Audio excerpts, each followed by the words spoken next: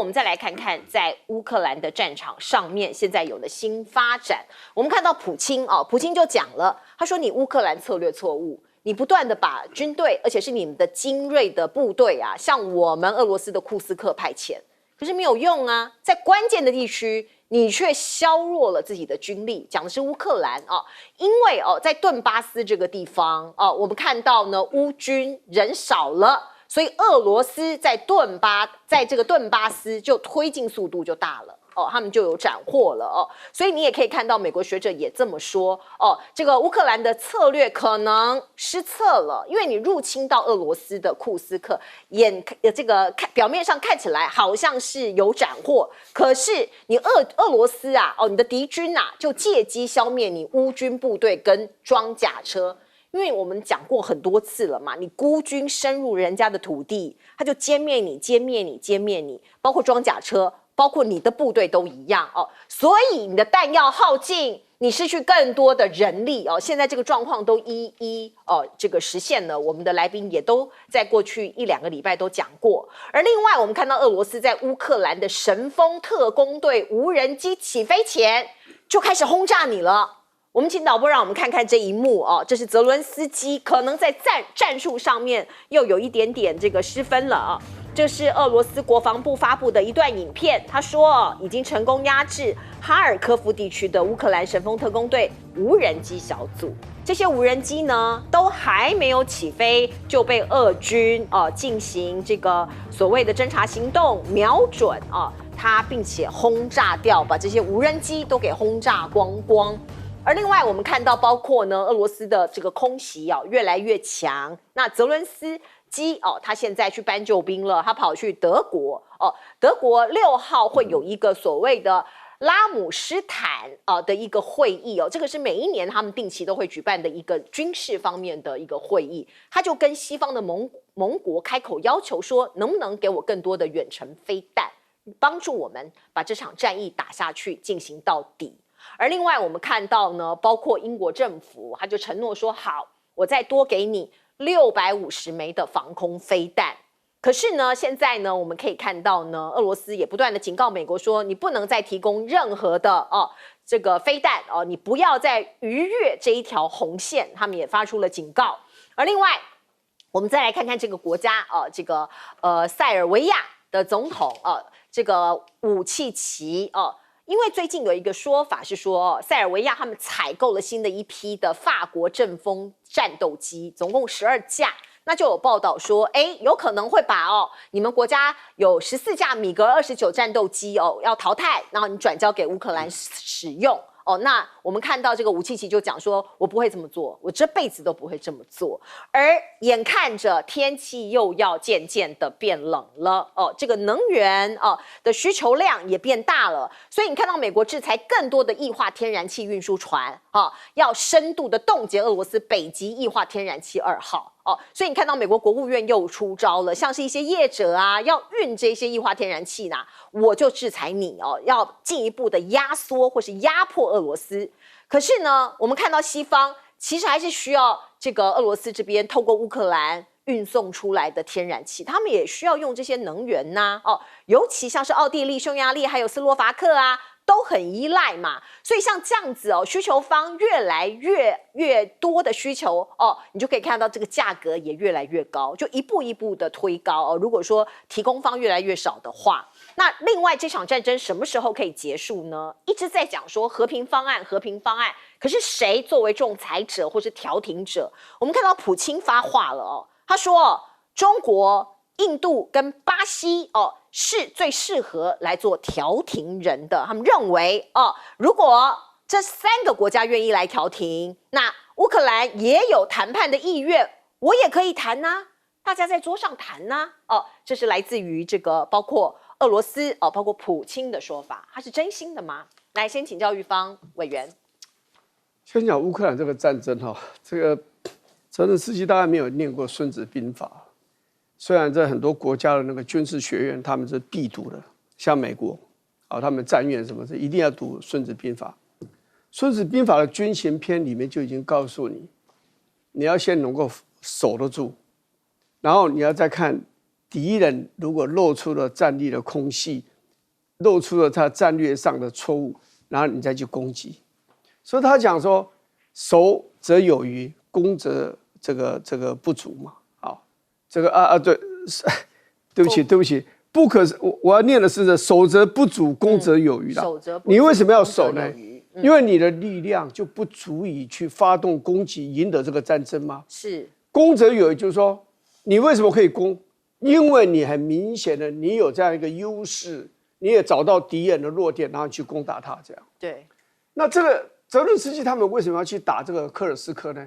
其实啊，有好多个很复杂的因素。第一个，他在外交上要告诉你拜登，甚至告诉川普，我没有那么弱，我们还是有很强大的力量可以打到这个俄国的境内，所以你们要继续支持我，因为胜利在望。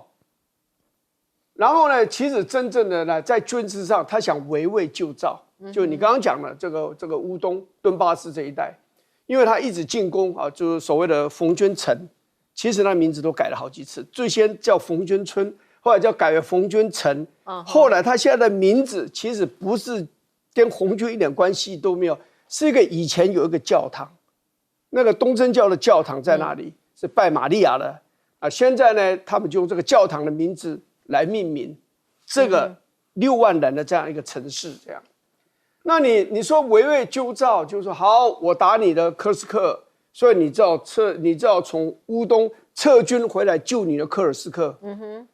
这个围魏救赵的道理就在这里。对。可是围魏救赵，他忘了一件事，你要打在要害，让人家非回来不可啊。譬如说齐国啊，这个孙膑，他要去救这个围魏救赵。哦，他要救这个赵国，为什么？因为赵国的首都被魏军给打进去了，所以他现在就说：那我打你魏国的大梁，也是你的首都。那这个庞涓呢，就不得不从外面丢掉他的中装备，要冲回来救他的大梁。就在大梁，就是那个首都，就在路上就被孙膑的部队给给攻击了，打了他自己也被俘虏。所以现在要讲一件事，就是说。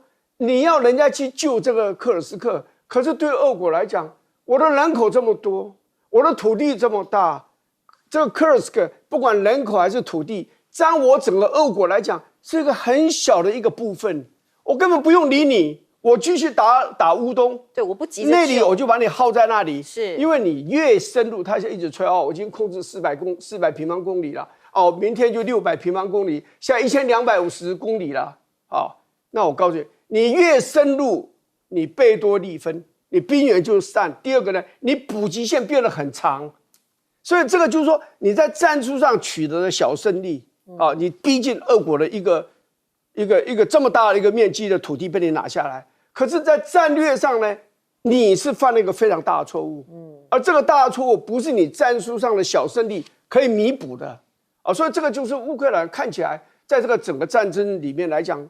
所学到的这个速度，学习的能力还是不够强，学习的速度不够快了。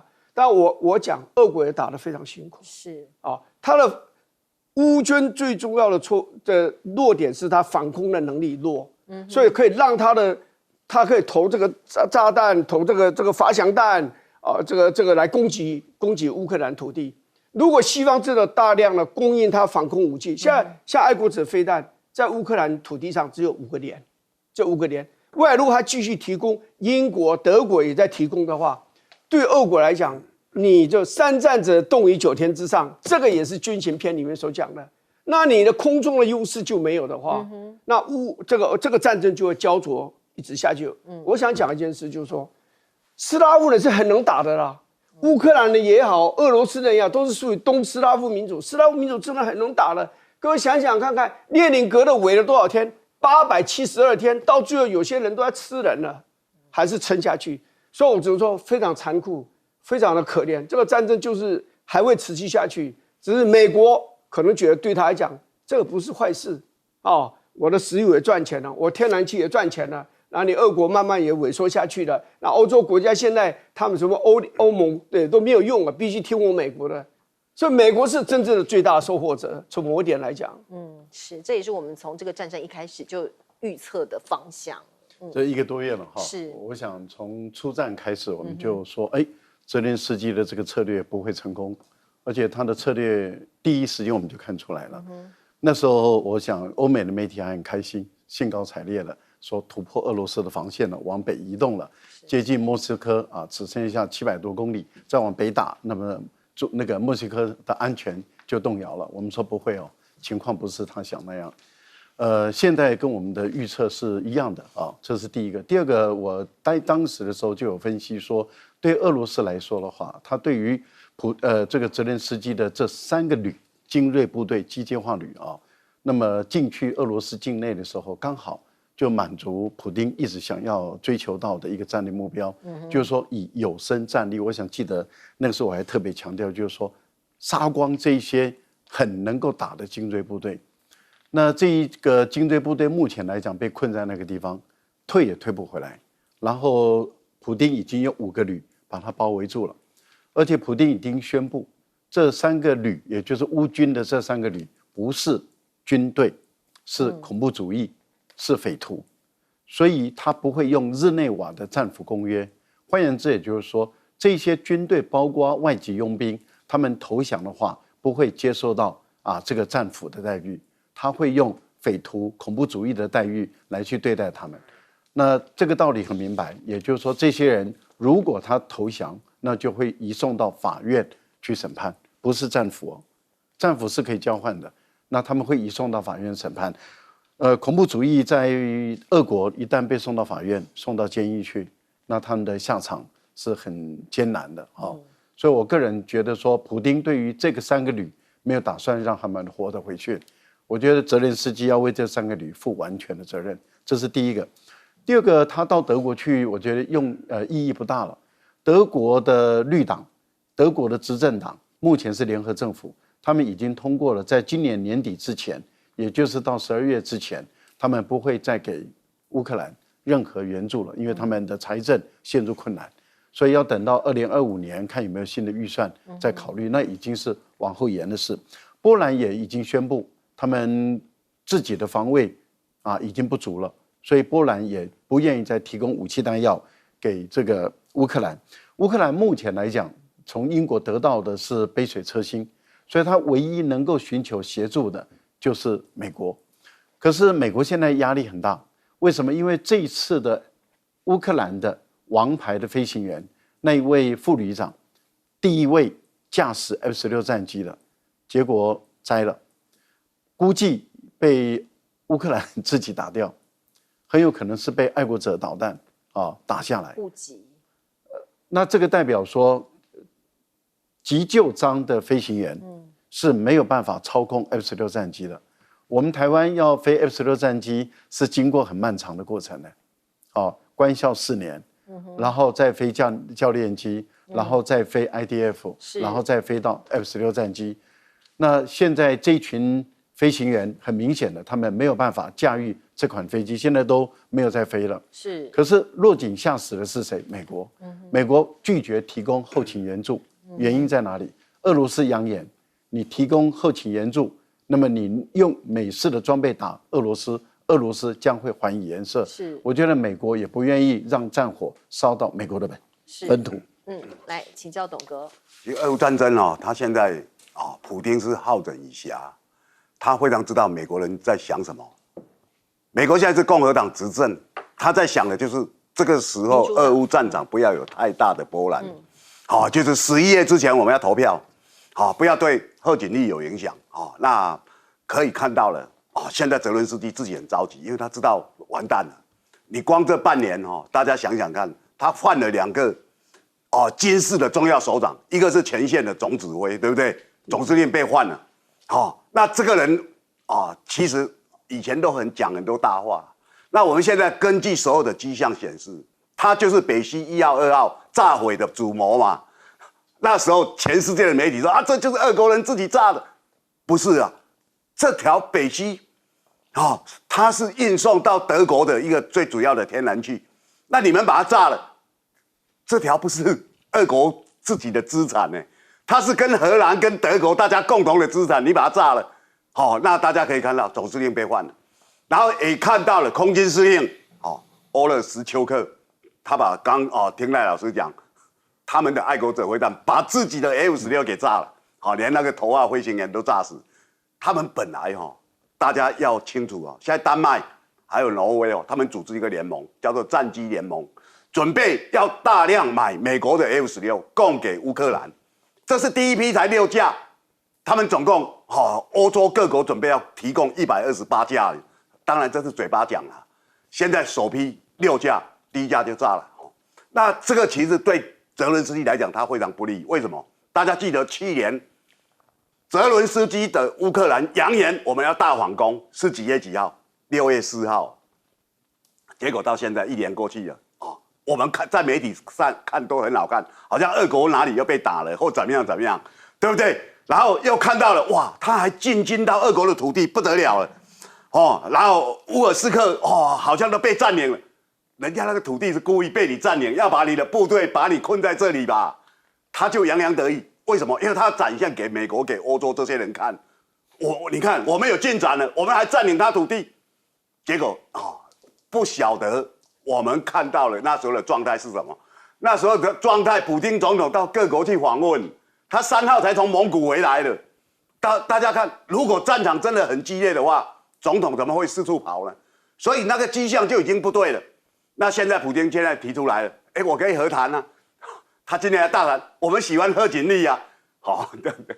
可以看到了那种好整以暇，我觉得泽伦斯基现在非常焦虑不安呐。那现在他完全不晓得，美国就是要把他放任，等我选举结束以后再说。选举结束以后，拜登也不再任了到时候再说。所以这个将近半年到明年1月20号，美国总统交接之前，他这边的情况会焦灼。焦灼的意思是什么？乌克兰一直挨打，一直挨打，没有人会协助。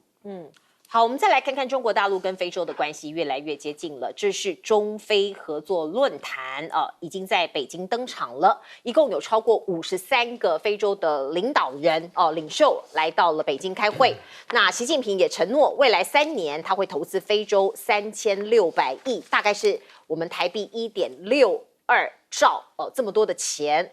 来帮助非洲这一块黑色土地来做一些卫生啊、农业啊、军事啊、一带一路等等的领域的规划并且我们看到他还鼓励跟支持非洲这些国家在中国发行熊猫债这是他提出来的。而另外呢，在军事上面的合作也很多包括他愿意提供10亿元无偿的军事援助帮这个非洲培育6000名军队人才跟1000名的警务执法人员。反正呢，双方就会有很多方方面面的计划，包括人员的这个培训啊。而另外，其实大家可能不知道非洲有很多国家的将领、军官甚至是国防部部长都是在中国培训出来的那中国大陆的军校已经变成非洲的将军摇篮了。不过我们先来看看吉布地这个地方那吉布地是位在亚丁湾西岸，面积只有2.3万平方公里人口只有92万面积这个不小，可是人口很少很少，只有92万。可是地理位置非常非常的重要，因为它扼守着红海到亚丁湾的通道，你要经过这里这个红海跟苏伊士运河就可以抵达地中海直辖的欧洲大陆向东就会直通阿拉伯海跟印度洋所以你可以看到它的地理位置非常非常的重要。那中国大陆在这里呢建立它的军事基地超过1000人在这边驻军。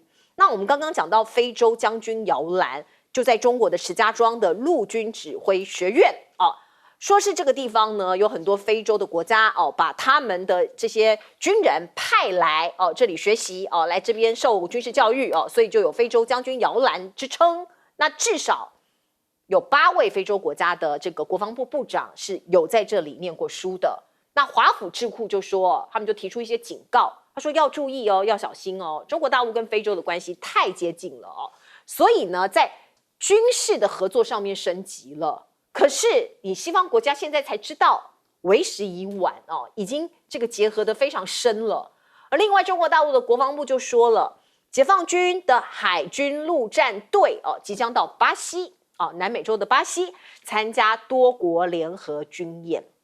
我们知道现在的巴西的领导人也跟中国大陆这个算是交好，也来拜访过习近平。那中国大陆的国防部就说，深化两个国家之间的友谊，提升共同应对安全风险挑战的能力你看到像这样子的一些情况呢，让美国的国务院有很多的这个忧虑美国国务院的这个助理国务卿就讲了，俄罗斯、中国跟尼加拉瓜的合作我们很担忧我们有很深的忧虑。而另外呢，包括现在是不是有一些潮流上的转变，风向是不是有转变呢？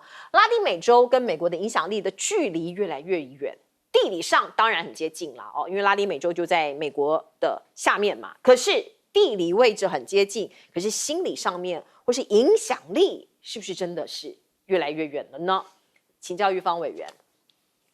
先讲那个这个海外基地的问题其实你看你上 Google 去看，有些的数字会告诉你说，美国在海外大大小小基地，包括跟其他国家共用的，有高达750座。这个是我坦白讲，这个是用很宽松的方式去算了如果你用像这个维基他们去算的话，就是一共在55个国家或者属地，大概设了128个基地，这就是美国设128个基地。当然这里面呢，那美军一共在外面多少人？17万人。那最多的大概就是在日本，日本有15个美军的基地，那有54000名美军在那里这样。所以这个就是很多国家会去做这个事情，就是说军队在海外驻军，你就能够这个影响那个国家，或者影响当地的地缘政治这样。其实我告诉你，中华民国也做，我们有个叫远朋班。远朋班呢，这个我还去上过一次的课，那个它就是拉丁美洲的国家可能还有可能东南亚国家非洲的国家，会有一些的军人有的是警官那个高级警官，他们会来受训因为呢，在很多的国家来讲，军人或者警察这个系统，在他们国家拥有很大的影响力，所以呢，在军事上就是等于是拓展国力的一种手段。那驻军我刚刚讲远朋班里面有一个很有名的学员叫 Noriega， 这是这个巴拿马的当时的独裁者 Noriega， 有人甚至把他放进说沙丹福森也在那个受训过这样子，也参加过这个班就是伊拉克的萨达姆福森。是，那这个是不得而知了。不过现在要讲的就是说，你在海外设这么多基地确实很花钱，相当的花钱。所以中国大陆大概是做的比较谨慎像美国曾经在这个非洲投资非常的大因为我们现在讲到非洲投资就冷战的时期，为什么在联合国大家投票？另外苏联在这个非洲国家里面，建立很多军事的这个基地，然后跟那些军队跟当地的军队政府在去做影响，所以美国投资很多，是因为要对抗。其中一部分是帮助我们也在非洲经营这样。是。后来冷战结束以后，美国很现实，他就离开非洲了嘛。对可是呢，中国大陆就是进去，你退一直都没有对。所以中国大陆今天在非洲来讲，其实是影响力是美国已经是很紧张。而且很久以前就开始很紧张，可是显然效果只有紧张，但是要去对抗不是那么简单，要长期投资嘛。是，来，我们先进一下广告。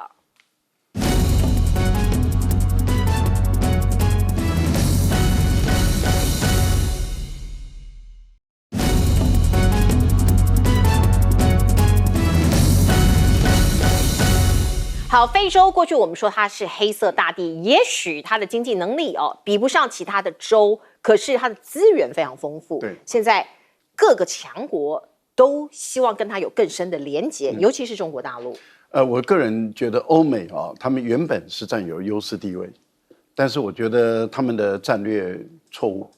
他们是跟执政者当局建立比较深的联系，那所以他们的线布的都是比较短，但是中国大陆它是广泛的全面性跟非洲建立起联系来，是先从经济里面来，经济发展到一个程度的时候，我们看到，因为它经济包括农耕啊等等的，其实我们台湾当初也是都在做这些事情。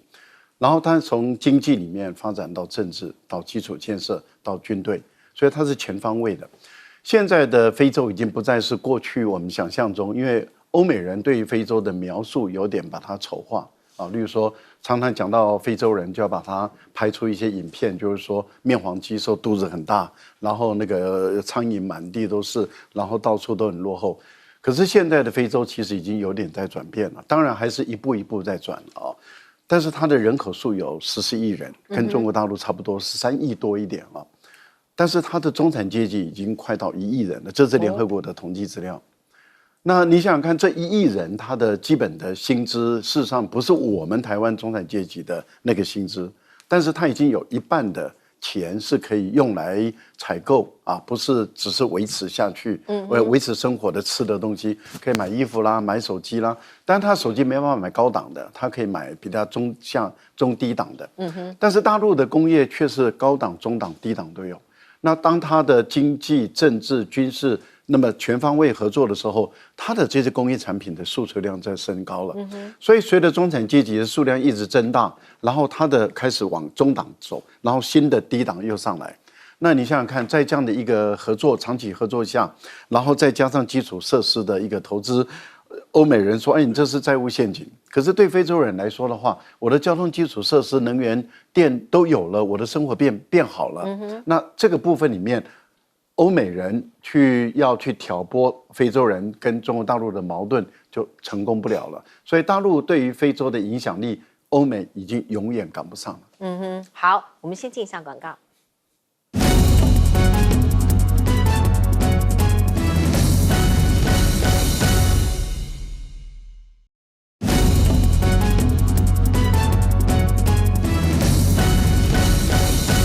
好，我们最后的时间要交给董哥。其实中国大陆这几年来在非洲跟中南美洲有非常大的斩获，可以讲攻城略地。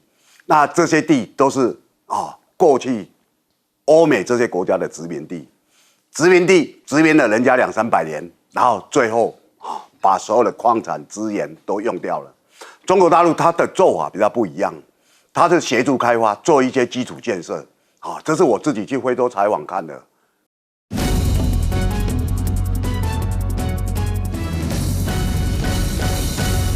好，欢迎您回到新闻大白话的节目现场，我是钱子，介绍这1个小时的来宾。首先是国际政治专家赖岳乾老师，主持人好，观众朋友大家好，以及国际战略学者林玉芳，大家好。另外是我们的资深媒体人董志森，大家好。好，观众朋友，我们来看看呢，赖清德现在下令府院党大家尽量不要谈柯文哲嘛，因为事情太敏感了。我们看到包括陈佩琪柯文哲的太太今天跟黄珊珊一起去看他送了一些东西去一些菜啊，一些其他的生活用品。那我们看到包括陈佩琪，当然看起来很憔悴那其中比较特别的是，他们带了2本书进去，什么书呢？大家来看一下。台湾人400年史以及100年追求，那可能观众朋友对这2本书，我不知道您熟不熟悉台湾人400年史是由史明写的那他是已故的独派大佬那是不是这2本书送进去？因为媒体都会拍嘛，我们都会报道嘛，是不是要传达一个什么样的讯息？说我也是独派的，我是台湾人那这招到底有没有用？如果有用的话可能必须讲他要诉诸情感诉诸我也是独派的我墨绿可能不太有用因为过去我们也可以看到，包括其实赖清德总统也曾经跟蔡英文求情过嘛，可是看起来也是没有用所以送书是柯向独派台派诉诸情感吗？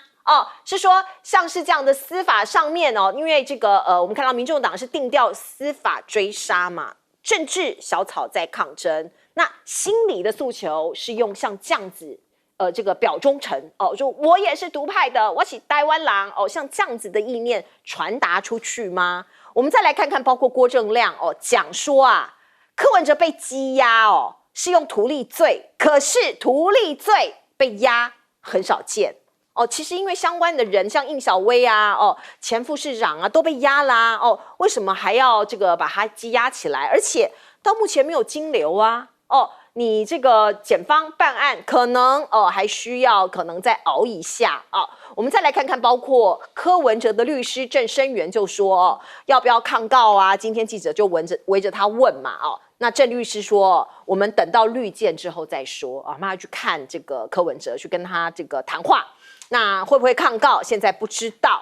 而另外，民众党是不是现在群龙无首，看起来有点像热锅上的蚂蚁，没有了方向感呢？我们必须讲哦，有人就觉得他们还在不疾不徐，发生了这么大的事啦，党都快灭啦，你好像看起来好像没有招。我们看到今天他们是有说我们要集结上街头，力挺柯文哲清白，礼拜天要在立院前开讲，这是第一站。可是这样子的力道够吗？那另外呢，我们看到柯文哲倒是出了一招，他在被羁押前已经录了一段影片，这个影片也丢了出来。那当然，除了凝聚小草的这个凝聚力之外，有人就说啊，这个是不是有可能让小草更激化？因为小草哭了，看完哭了，说我更加痛恨民进党。尽管这个影片其实是蛮中性的就说大家要好好生活，好好吃饭，好好睡觉，快乐生活可是很多小草看了更是舍不得阿伯。那另外我们再来看看，包括绿营或者是绿营的支持者一片欢欣鼓舞，放鞭炮的放鞭炮，唱歌的唱歌庆祝的庆祝，开香槟的开香槟。那这个民众党的8位立委以及4位的这个在台北市的议员，看起来好像啦媒体的观察或者是一般支持都觉得好像你们声援的力度也没有那么大，包括这个黄国昌现在已经是怎么讲呢？大家都认为他可能是可以续命的那一个人，在民众党里头。可是昨天这个柯文哲被羁押的那一刻，其实他接受我的访问。那访问的当下，他离开了。我们先来看看昨天这一幕好了。这已经有讯息了，是不是？对，收押禁见。收押？收押禁见确定好，那你现在要去开会了吗？对，好，我觉得我现在去。OK， 好，谢谢你谢谢，辛苦了。不会。确定收押禁见。是，好，拜拜，加油，拜拜。好，观众朋友，我们把这一段画面放出来就是要让大家看一下，因为在网络上很多侧翼说黄国昌在笑，在偷笑，在暗爽因为主席被扣了，他可能就可以顺利上位了。其实刚刚从头到尾他没有笑啦，而且我要讲为什么他会离开？我叫他去说，我提醒他说你是不是要去开会了？是因为这一场访问本来在开播前15分钟，他有打电话来说要取消，因为柯文哲随时有可能法官随时有可能裁定嘛。那我是跟他说你不能走啊，要不然我节目开天窗啊。所以他才依约到现场，而且我答应他们5点半让他离开所以后来发生了羁押裁定被收押之后，我才催促他说你不是要离开了吗？他才离开所以我必须讲有一些人呐有一些人其实蛮糟糕的啦就是会把一些这个照片啊或是事实啊，把它给故意这个 upside down 啊，或者是故意把它弄拧了就是假新闻。那另外呢，我们必须讲柯文哲收押了，其实社会大众很关注的是还有好多的事情。你要不要去查图利罪呢？包括超丝的鸡蛋，包括疫苗，高端疫苗。那个时候大家都怀疑说，你1剂疫苗880，有这么贵？有没有图利？你现在查了吗？没有查嘛。那对金华城案就这么大的这个大动作的在查。我们来看看，包括赖清德最新的讯息是大家都在看说，你人在哪里呢？赖清德据说严令禁止对个案发言，不止他自己本人不讲话府院的高层啊全部离开台湾到离岛去到或者是去南部远离尘嚣大家都不要讲话，都不要对这个个案批评，或者是这个有任何的一个智慧免得人家说都是我们在后头指挥的大概是这样的氛围。来请教董哥。我们可以看到赖清德他现在写聪明了，为什么？因为民进党已经非常清楚，民众党打的方向就是司法不公。那这个从柯文哲第一次要被声押的时候，他们积极的小草。那时候因为柯文哲无保请回嘛，他们认为说这个方向是对的，是成功的，所以检调不公，那检调本来就不公啊，这么多年啊，是不是？检调过去对柯文哲也非常优惠啊，因为那时候的柯文哲跟民进党是站在一块的。各位朋友，真的就是这样。在柯文哲选台北市长，那么多的案子，哪一个不是对柯文哲非常优惠？那大家可以看到，今天自己碰到了，当然就会讲检调不公。检调长期不公，是因为检调长期比较亲绿。我公开讲就是亲绿，亲民进党。他就一直是这样的形成。那过去打马英九更不用讲了，检察官是公然把那些录音带的译文，交给周刊，然后你随时在登，那个东西只有检察官有的，连调查员都没有的。所以你可以看到，那当然很多人知道检调不公，尤其这一次在审判的过程里面有流出来700万、170万，这些怎么会知道？陈佩琪很清楚啊，陈佩琪每一次出来都讲到我为什么用 ATM， 为什么？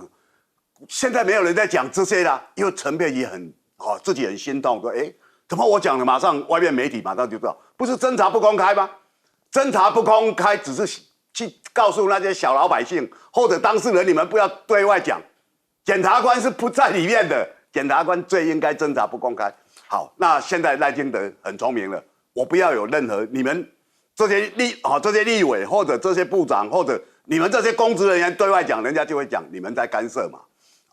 我老实讲其实他这个案子，你现在看现在的迹象柯文哲抗告要放出来大概也很难。今天下午沈庆京、彭振声还有吴顺民他们3个的抗告马上就驳回，3个马上就驳回。那今天下午应小维他等于说他也是被羁押，他今天下午也提出去了提出去他的抗告，我依据也是马上驳回啊。为什么？因为这些人出去会串证，他要把这个东西巩固那他们的金流其实这些人是比较清楚的。柯文哲有没有比较清楚呢？如果照现在的迹象来讲，没有很清楚。但是他其实现在在查柯文哲的金流。那陈佩琪有警觉，他们怎么样呢？陈佩琪当证人的时候被换回的时候，黄珊珊马上把他接回戏子的家不是陈佩琪家。为什么？他在问说，检察官到底问你哪一些问题？所以他要把它勾勒出我们现在被调查的是哪一些重点。这个是很清楚。柯文哲第一次无保请回的时候，也是到黄珊珊家。黄珊珊当然他是大律师嘛，那他处理这个有一些经验当然也有一些东西没有经验。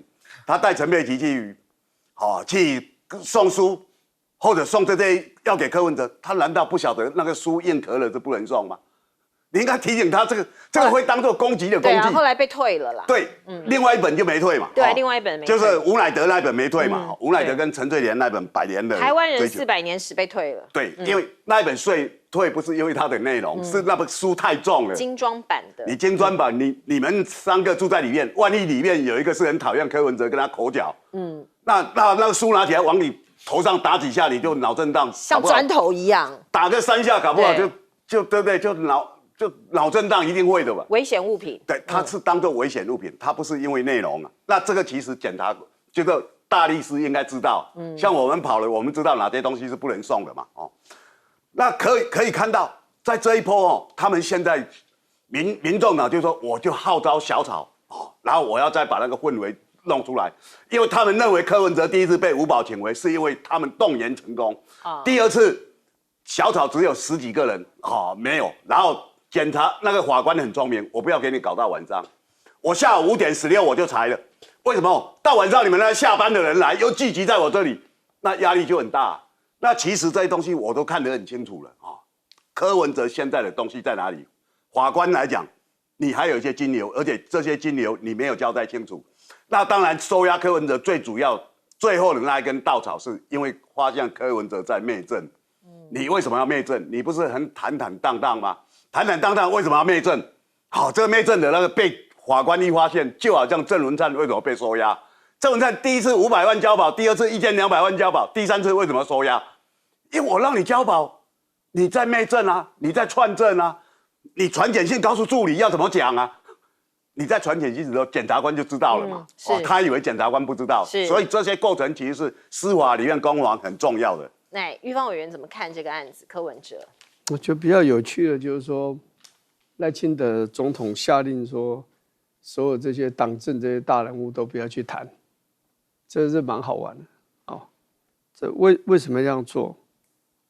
那如果你觉得说要他很尊重司法的话，你根本就不用去管这个事。不过我比较有兴趣的其实是，那民众党下一步怎么走？我看黄国昌其实没有在笑，我看神情很凝重了。他其实那时候蛮难过的了。也就是说，黄国昌知道他的责任非常重大，因为现在其实真正的民众党的大将，现在在外面的就是黄国昌跟黄珊珊嘛，而且两个都是现任的立法委员嘛。可是如果你问社会大众来讲的话，大家会告诉你，黄国昌大概是影响力比较大，影响力比较大，就社会的那一种，不是说接受度，而是认为他真正能够在立法院发挥对这种议事、对政策的影响，那个能力比较强的，应该是黄国昌，而不是黄珊珊。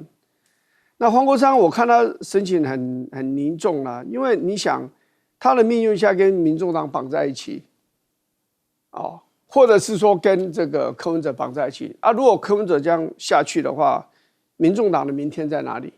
当然，如果没有明天的话，民众党没有明天，黄国昌就不会有明天了。所以现在就是说很重要，就是说民众党应该怎么面对这个问题啊？我认为他们真的要处理，也不是所谓的司法的问题，这个是他们没有能力去处理的啦，而是说在政治上要人家觉得说，民众党还有存在的价值呢。BBC 说第三党都有空间，可是第三党来了又走了，来了又走了这样子。有一年我去美国参议院看那个多数党那个领袖叫川 Lott， 他跟胡志强也很熟。然后我就说他那个时候其实要下来，要当程序委员会的主席，因为他说了一些对于黑人来讲有一点侮辱性的话，这样子。所以呢，我就说你在这边很多年了哈。他说他历经了7任总统，什么之类讲了很多。他说一句话，他说 ：“They come and they go, but I am still here。”他们来了又走，不过我依然在这里这样子啊。就是说，民众党要做好一个准备，就是说，不管有没有柯文哲，你们会继续存在。所以这个呢，就是一个政治问题，不会是一个司法问题。就民众党，你可能在立法院要更加的努力去找出一些这个重要的议题，百姓真的非常关心的议题，而且呢，你们要这个讲的话，要让这些百姓有感触。我不认为说民众党没有前途就此就结束了，我不认为。我认为民众党现在最主要看他下一步他要怎么走。第三党来了又走了，来了又走，台湾已经来了这么多，也走了这么多了。第三党，可是民众党是不是有一点不太一样？因为我觉得，因为第一个他们年轻化，第二个呢，他们这里面是有法律专才的人我认为这在国会里面是他们还是有很大的发挥余地，可是最重要的是他们有没有办法团结，是这个才是一个关键是，所以现在可能民众党走在十字路口，可能还在彷徨，可是还没有理出头绪来。民众党的成员他们都很年轻20到40左右，就是他们的主力100-200万人，这是对于台湾的未来很有决策力、很有影响力、很关键的这一群人。他们往哪边走不管是国民党或是民进党，他们往哪边走，哪边就会获得最大的支持度所以我觉得这是一个很重要的一股力量。这股力量他们要凝聚好，不要散掉，因为就是你们在决定台湾人的未来这是第一个。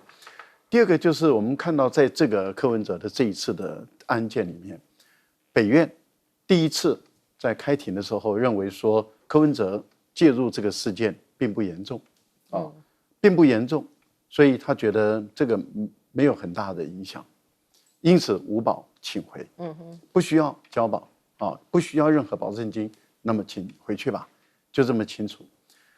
可是同样的北院，不同的法官，然后他的判决而且没有新的事证，对，所有都没有新的，一模一样检察官没有提出任何新的东西，结果同样的北院，不同的法官，他却说你涉入事件，就是柯文哲这个事件涉入甚深，积极介入，所以羁押禁见。那有没有贪污？没有证据。那有没有受贿？没有证据。但是却采用一种非常特殊的叫做图利罪。那这个部分里面就引起大家讨论，就是说图利罪在有些国家有图利罪，有些国家没有图利罪。那台湾有这个图利罪，我们就去看图利罪的内容。他就说，如果你明明知道它是违法，它指的是公务人员，是直接或是间接的啊，就是说你有直接的决策权或者是监督权，而你明明知道违法，而你却也这样做了，但是对你自己有利。那问题就是有利要提出证据来，尤其是检察官，你要把柯文哲定罪，你要提出证据来说，对你哪一些有利。结果我们没有看到检察官有提出一个让大家觉得一刀毙命的，说对柯文哲他的钱来了很多，或者是他有很庞大的政治的利益，都没有。这样的情形下，然后法官却判羁押禁见，我们就发觉我们的法官的自由裁量权好大。是，当法官的自由裁量权很大的时候，网路就炸开了嘛。例如说，第一次的北院的法官，他的判决是吴保请回的时候，民进党的从政人士开心的不得了，每个人欢欣鼓舞。民进党不是民众党啊，绿营的哇，他们欢欣鼓舞，觉得对不起，我弄错了啊。第一次裁决出来的时候，民进党愤怒的不得了，对，每个人都觉得这个裁决不公。然后我们看到就很多网路就炸开说，这位法官倒霉了，搞不好会被调到金门、马祖去了。好，等到第二次裁决以后，民进党的这些人开心的不得了，司法公平啊。赖清德马上出来说了，司法公平了，不要再讲了。观众朋友，诉贪有的时候不是真的目的啊，整肃异己才是目的啊。赖清德想一想，你到底是真的要为台湾的清廉而战，还是为扫除异己而战？关键在你一念之间。那换言之，也就是说，今天是郑文灿，明天过去是郑文灿，再来是柯文哲，我们在等待的是更多的绿营的，包括高端鸡蛋很多风电太多案子。如果一个一个绿营的都被收押禁见，我们就觉得说你的肃贪是真的，不然的话你是在整肃异己。到底是整肃异己还是在肃贪呢？也许再过一阵子我们期待有更多的作为像是刚刚老师讲的那些案子，能不能够一一的把它给调查清楚我们都很想知道答案。